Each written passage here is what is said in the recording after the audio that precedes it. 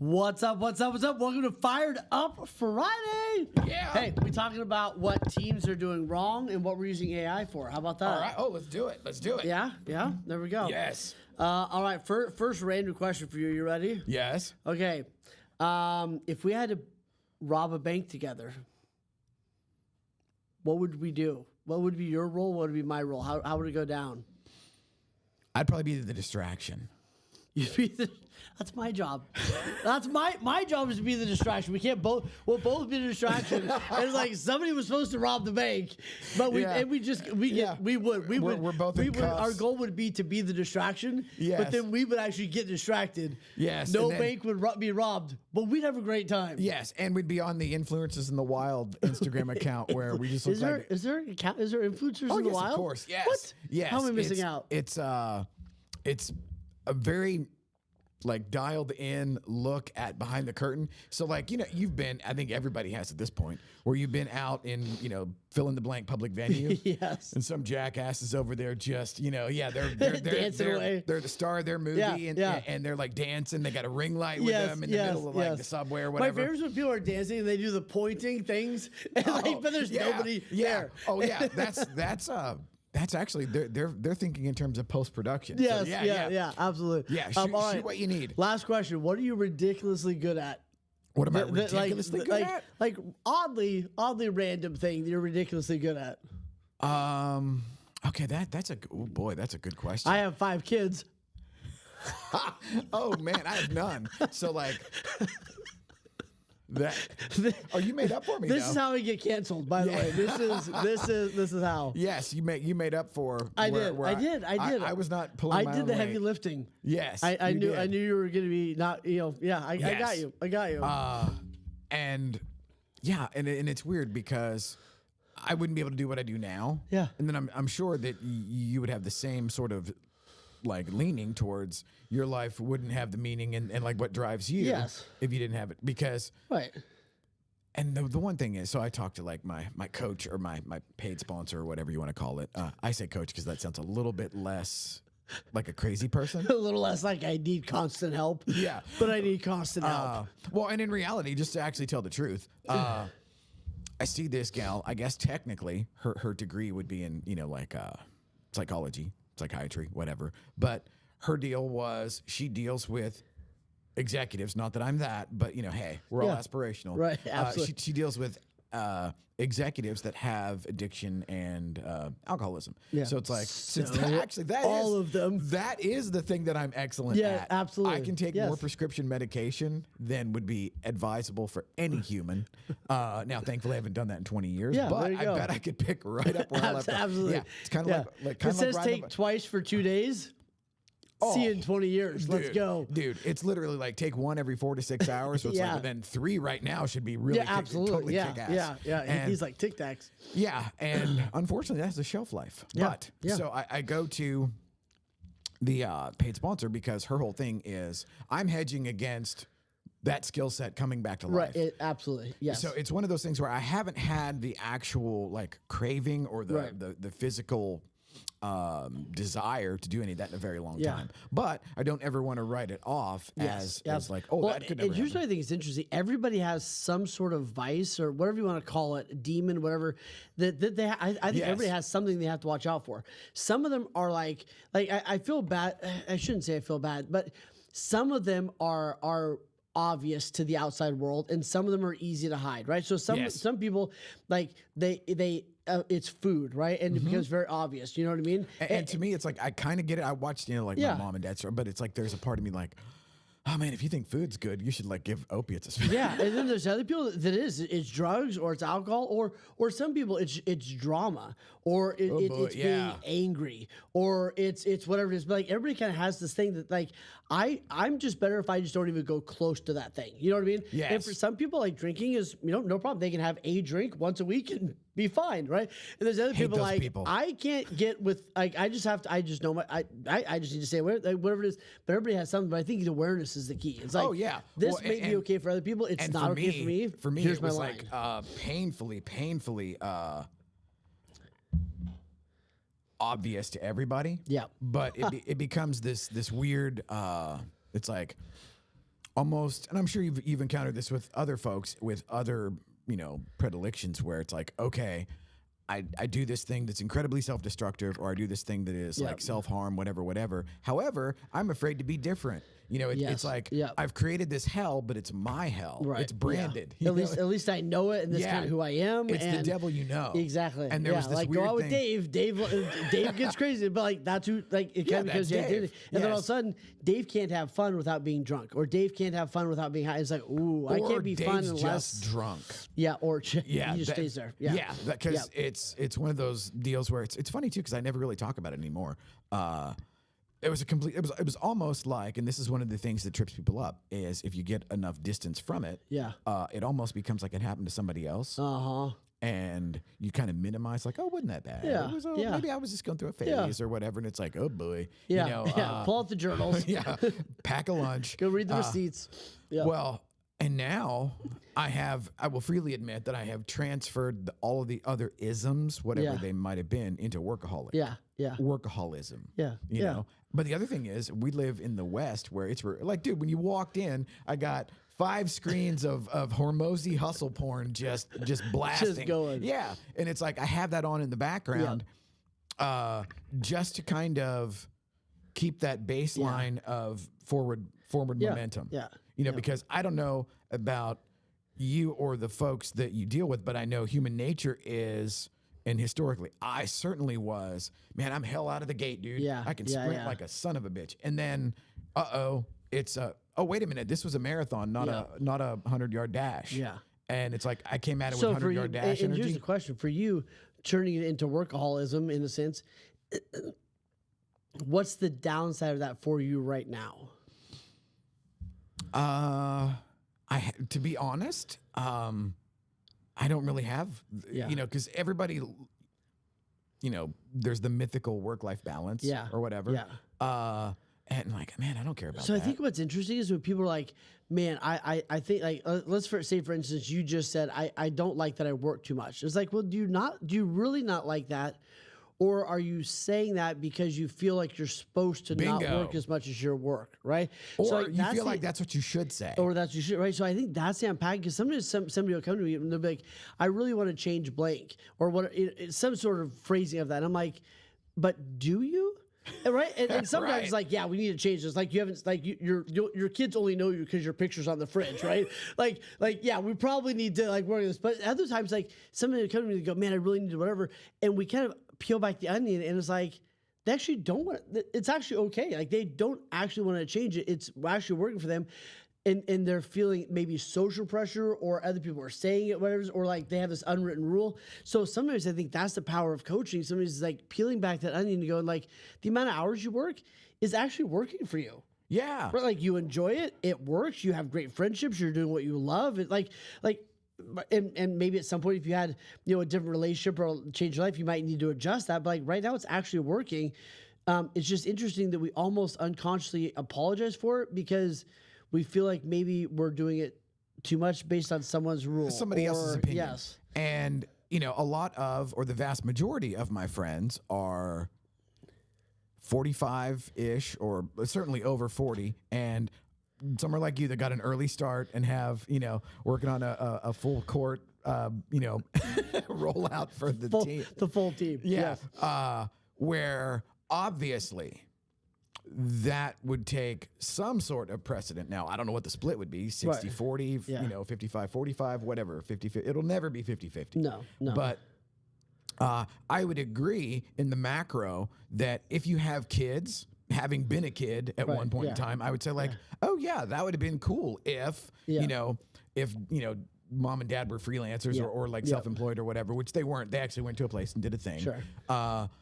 And so that had structure. But for the folks in our universe where, as well as, dude, there's no structure. No. And it's when you eat what you kill, it's difficult, or I imagine it would be difficult for folks to actually have any kind of balance. Yeah. And especially too, whenever we're in like a seasonal thing. Yeah. I'm over here right now just absolutely, it's just your season to crush it. Oh, dude, I am so ready to like. And I love, for the most part, that's where I'm at too, right? The last 3 years, we're like dealing with stuff, in lots of ways. And like now it's like, man, I can kind of unleash a little bit. Oh my God. Which is phenomenal. And so like I'm partnering with Tanner, which is going to be like in my mind the next level leap forward where, and I'm sure you've dealt with tons of guys that were essentially all things to all people, you know, where it's like, oh, I'm the chief cook, bottle washer. I'm the invoicing guy. I'm the collections guy. I'm the content delivery guy. I'm the fill in the blank, whatever. And you get to a point where you're the bottleneck. Yep. And it's like what got you there won't get you to the next level. Yeah. And I'm wired as my past would suggest that it's like just full throttle, all go. Yeah. You know, basically I have two gas pedals, no brakes. Yeah. And that gets you to a certain level, but then all of a sudden it's diminishing returns because absolutely all the work that you put in to get to level one and that's when you have to start leveraging out and building more systems and everything else. And I think what's interesting is you hear this term balance. And for me, I think balance is really the intentional allocation. So, right? So like balance for me is, hey, I said I wanted to work out for, an hour a day. So I'm doing that. I said I wanted to spend this much time in meditation or whatever. So I'm doing that. I want to spend this much time working, this much time with my kids. Like, so for me, balance is like predetermining how I want to divvy up my day and living in alignment with that. Does that make sense? Yes. So I think it's the intentionality. But here's the key is like, then there's life change, right? Like summer is different than winter. And, little kids is different than teenagers and or no kids or whatever it is, right? Single is different than having, somebody that needs time, right? So what I think what most people do is they just white knuckle it through all these different seasons. Yes. And it's like they're in survival mode all the time. Yes. Instead of like taking a step back, getting accountants and going like, okay, looking at my, like, I'm going to at least make it. And here's what I think is like, it's kind of like what I have my clients do is like kind of like having a budget, right? Like do we ever stick to the budget perfect? No, but it's like I have at least an intentional spending plan for the month. I'm not going to nail that thing exactly. We're going to do $100 more here and $300, like whatever it is. But at least I have an intentional spending plan, and then I can look like, here's what I was intending to do. Here's what I actually did. Okay, this next month, do we need to make any adjustments? But I think it's like coming out of awareness and doing it intentionally instead of feeling beat up and out of kilter all the freaking time, which is what most people do. Oh yeah, that's the American way. And then they're like, I'm burned out. But here's the thing about burnout. There's been times when I felt burned out and I was working less hours than I was in a previous season of my life. I was working way more hours and I felt on fire. Right. Burnout, I think, is rarely about the hours. I think it's usually about inappropriate allocation, or I'm doing things that I shouldn't or don't want to be doing. Right. I would go even one step further. And for those that know me, I frequently now say like, I won't be at Sunday services, but there is this aspect of the grind, if you will, that is energizing when what you're doing has meaning. Absolutely. And that is like almost like the secrets, or it's certainly one of the 11 herbs and spices or whatever that what is that? Colonel Sanders. There you go. Yeah. KFC, back when they had fried in the logo. Yes. Where we let everybody know we're deep frying this shit. Because like, what is it about everything is better deep fried? It's State Fair as an example. Yeah. It's like, what, an old shoe? Throw that in the fryer. Throw it in, we'll eat it. Killer. But when everything has meaning, and so I lucked out in that what I do, and even most recently, a lot of my Facebook posts are like, look at my super cool friends doing super cool stuff. And it's like, wow, how did I get here? Don't know. There wasn't like a map. There wasn't a course that I charted. And I would love to be able to say like, oh yeah, I totally planned all of this, but it's really not. And then the other night, just like, boom, we're at Las Colinas. I'm like, what are you doing here? And oh my God, it was ass eating hot in that room. It was hot in that room. Dude, that was something, man. It was like, wow, it's summer in Texas. Here it happened overnight. Here at least. But like that, where it's like killer turnout, all my friends are there, and it's an away game, like North Dallas. That's the home field for us. That's why I even said like, 3 Collin County guys walk into a bar, in Tarrant County. But that was a hell of a day, just all over the map and everything. But it's like, I don't go home tired because I even went home from that and did 35 minutes on the elliptical. Which that's my new ism or obsession, is maintaining this like fitness regimen, such as it is, for the ability to work 7 days a week. Yeah. And I prefaced the personal trainer where I trade content for the time in the gym. I prefaced it with, I only want to do this so I can work every day and not feel like I have my ass kicked. Yeah. And thus far, now I will say there's an upside to doing the cardio every day for whatever day of the year this is. Like this is 57 or whatever, day 58. I've done it every day. That's all good for you. And like there, now it's a part of my thing where if I didn't do it and I put the rule in, you can suck, but you don't quit. Right, absolutely. So 15 minutes is the minimum. Yeah, love that. So if I do 15 and it's like, dude, it's so ridiculous. I'm upstairs on the elliptical and it's like, because I can't ever, it's not like I'm scrolling TikTok or whatever, but because I can't ever not have my phone there, well, it's difficult doing the gimmick. Yeah. I got the 32-inch touchscreen deal that I have next to the elliptical that actually becomes my phone. There you go. Yes. And like there, it's like, okay, that seems like a good reason to get this gadget. There you go. Yeah. But I lean into it. I leaned into the workaholism thing, and obviously it's orders of magnitude healthier and more advised to do than like, hey, let's take a bunch of Vicodin, which was my old way of, I don't know what I was doing. But, you know, now that I'm here, this crazy thing, there's also, I don't know if you have folks that have ever come back from doing a month of this, 2 months of that. It's like, oh, wow, this is actually working. Let's see where this goes. You know, where the switch flips to where, you know, dude, those first couple of times in the gym or that first 2 or 3 weeks on the elliptical every day, I'm like, this is bullshit, man. Like, at a typical fashion, I can't find. And I think it's coming up with like a care and feeding plan. Like, just like you would for like your marriage, like, hey, our marriage needs, you know, not that we have any clue, but I've heard, right? Like, but like, you know, hey, it's like, hey, here's the things we do daily, here's the things we do weekly, here's the things we do monthly. Like, here's the cadence that really works for us, right? And I think as individuals, it's the same thing. It's figuring out like if you were writing a prescription for you, like, here's what you would do daily, here's what you do monthly, here's like you can kind of figure that out. So it's like it's funny what I'll do sometimes is I'll have people get partnerships. And like, I'll write your prescription, you write mine. And then it's like, all right, what advice did you give them that you need to take? You know what I mean? It's like, oh, that's probably for you. You know what I mean? Because we're really good at doing it for other people, but are we good at doing it for ourselves? Like, man, if I wanted Wayne to be the most elite version of himself, what would he do, you know, daily, weekly, monthly? And it's like, man, when I figured that out, I was like, oh, this is good. Like, and if I can get that in, then you have to confront your bullshit of like, what am I not being honest about? Like, yeah, I can't find 15, you can find 15 minutes. You know what I mean? Like you said, like, what am I not being truthful about? And at the same time, like, let's not, you know, we don't need to go for 8 hours at the gym every day if that we can work into whatever. But I think it's what's that prescription that allows me to be the most elite version of myself, but get awareness now before it's too late. And one of the things that I found, even like, you know, us doing this for, I think this is like 64 weeks. Boom. Pow. Except for the surprise weeks where I'm gone. Right. Where you're on tour in Canada or other, you know, and beyond. Absolutely. But one of the things that has surprised me is the cachet and the amount of energy that just starting and doing something those first couple of times when it sucks and getting past that. Yes. 'Cause it's like, I don't know about anybody else, but historically, that whole thing, like, I always had that thing of like, if I wasn't good right at the beginning, I don't want to do it. Well, and then I think it's like, and you heard me talk about these 4 P's all the time, but like prepare, right? Like plan, prepare. And then we usually like so we're like, I'm going to get up earlier, right? So we're like, all right, I'm going to lay my clothes out and I'm getting up early. I'm doing this forever now. But we missed the 3rd P, which is like plan, prepare, practice, and then establish a process.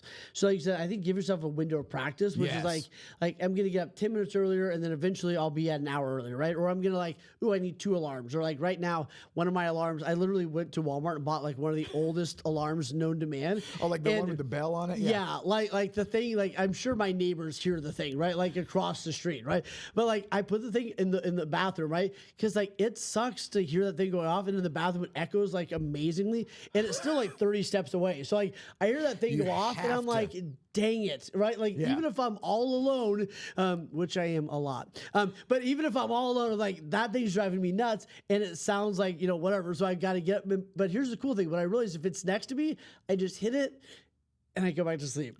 If it's across the room in those 20 steps, I'm like, I wake up enough that it's like, now that all right, I'm going to the gym. You know what I mean? But I'm like curious. those 20 steps are actually huge for me. Okay, so what does that look like in your, I guess you would say, nightly routine versus your morning wake up? Yeah. So like I'm usually in bed and just about lights out by 9:30, 10. Yep. And then I'm automatically awake. Yeah. So like, are you up past the witching hour? Like, So I usually go to bed around 11:30 midnight, and then I'm up at 5:45. ooh. Yeah. Okay, that's But here's the thing: I can do that for a long time. I can go off 4 or 5 hours sleep for a long time. wow. It's probably not the best. I should probably be in bed by 10.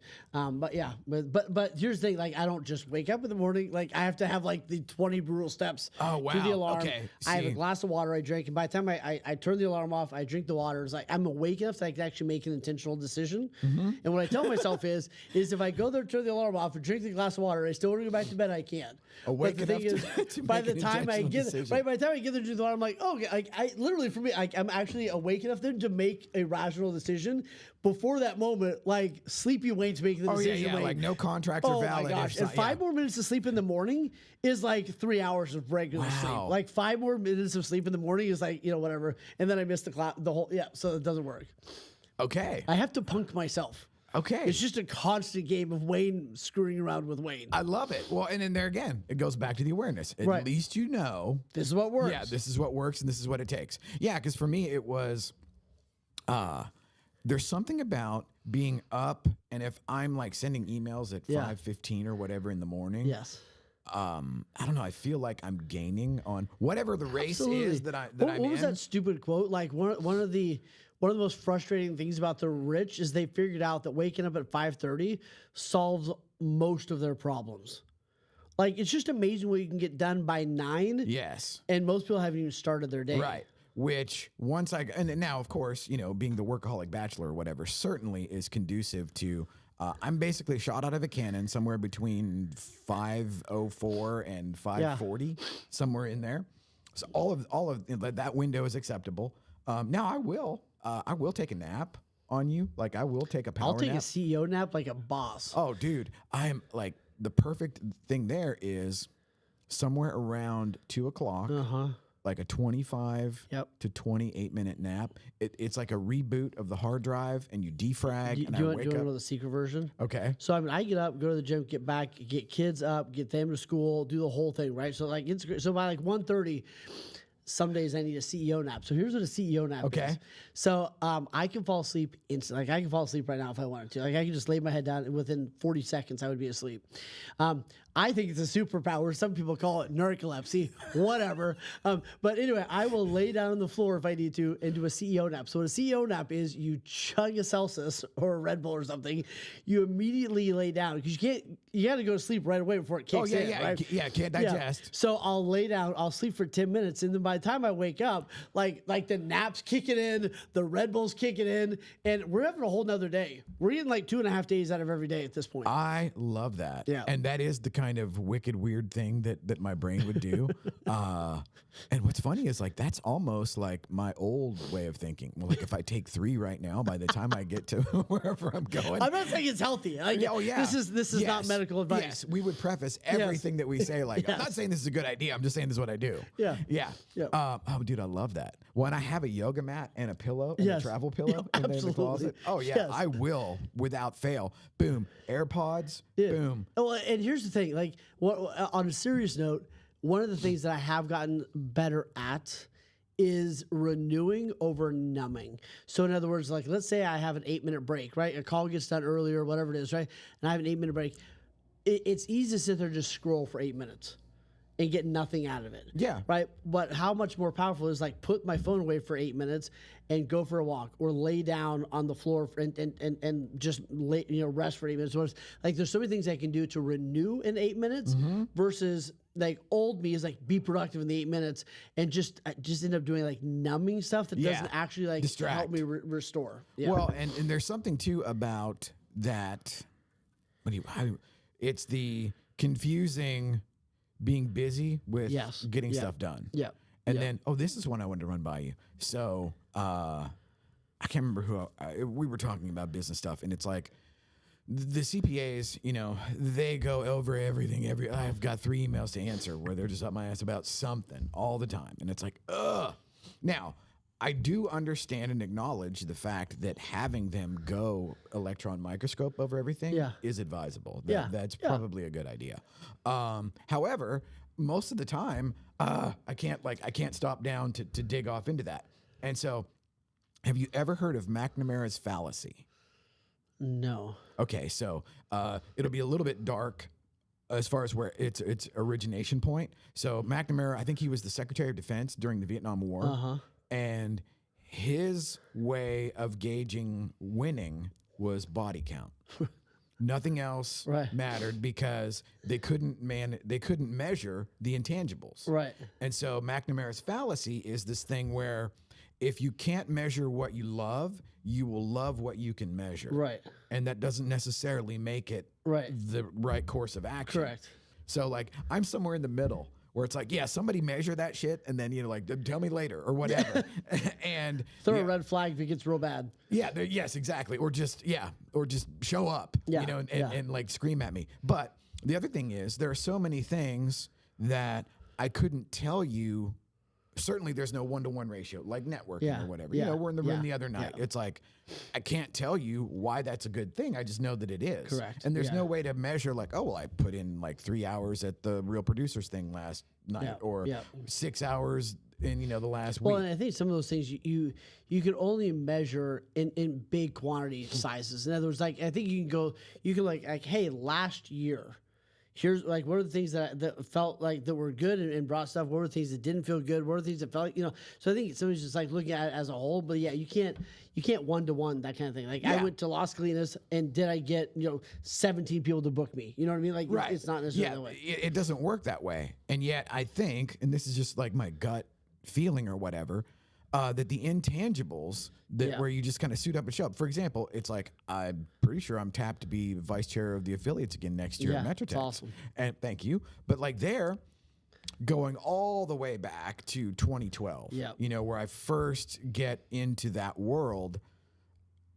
All of the things that I had done from 2012 to say COVID, and then obviously everything shut down or whatever, but I would have thought then, all of those soft skills, all of those relationships, all of those, just interactions and the people that whatever, those are done, and now we go over to this other thing. But in reality, those things never go away as long as basically as long as you don't burn bridges. Well, I think there's some laws of the universe that are just true. Like it's hard to explain to kids, like doing the right thing will pay off in the long run. Like sometimes that's a hard concept to explain. You know what I mean? Or the doing the right thing is always the right thing to do. It's always the right thing. Yeah. Doing the right. Yeah. So it's like some of those like staying in integrity and telling the truth and all those things. Like sometimes those are hard to explain or be able to connect those dots. And yet we know that in the long run they're going to be there. Yeah. And I wish I would have known that. You know what? That's not true. I probably wouldn't have done anything different. Probably would have changed anything. There we go. There you go. So what's up next, man? Man, we got a lot of travel coming up, which is awesome. We're going to go to Alaska. We got a bunch of places. It's going to be a good couple months. Oh, right on. So are you fired up for 2025? I am fired up. Gas pedal down. Clarity. Let's go. Hell yeah. Let's get it. And let's put out to the universe that it's about time to do the follow-up to Liftoff sometime in the spring. Maybe April. Absolutely. Yeah, let's do it. Yeah. Awesome. Okay, now I got to turn everything off. Now he's going to go do the run. There you go. Fired up. Let us know what comments and things you want us to tackle. Get after it, brother.